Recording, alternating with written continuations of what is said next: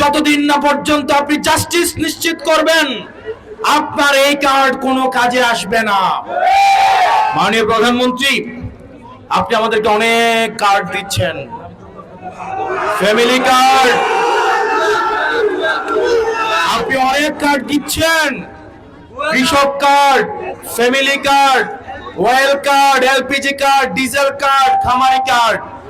আমরা আপনার কাছে আরেকটা কার্ড চাই, একটা আমরা জাস্টিস কার্ড আপনার কাছে আমরা প্রত্যাশা করি। না হয় মনে রাখবেন, আপনি কার্ড বছরে 20টা দেন, জনগণের কাছে থাকে একটা কার্ড, সেটা হচ্ছে লাল কার্ড।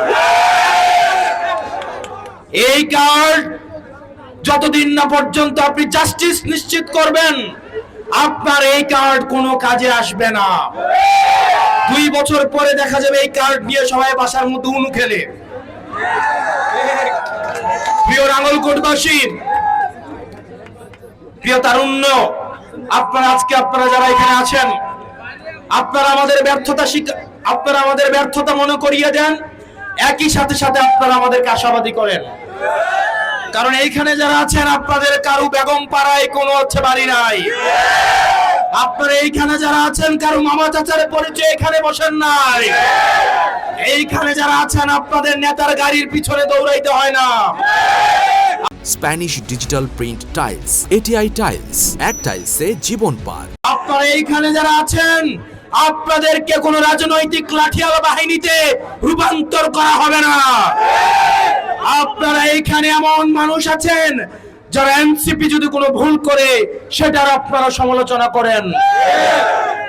প্রিয় তারুণ্য, আমরা এমন একটা রাজনৈতিক দল গঠন করেছি যে রাজনৈতিক দল অন্য কেউ সমালোচনা করতে হয় না, সেটা নিজ দলের মধ্যেই সমালোচিত হয়।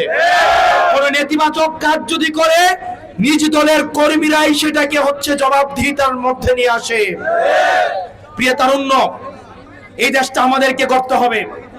আমরা দেখেছি এই রাজনৈতিক ভাষণে রাজনৈতিক নেতারা তার সন্তানদেরকে বিদেশে রাখে দেশের শিক্ষা ব্যবস্থার উন্নতি করতে চায়।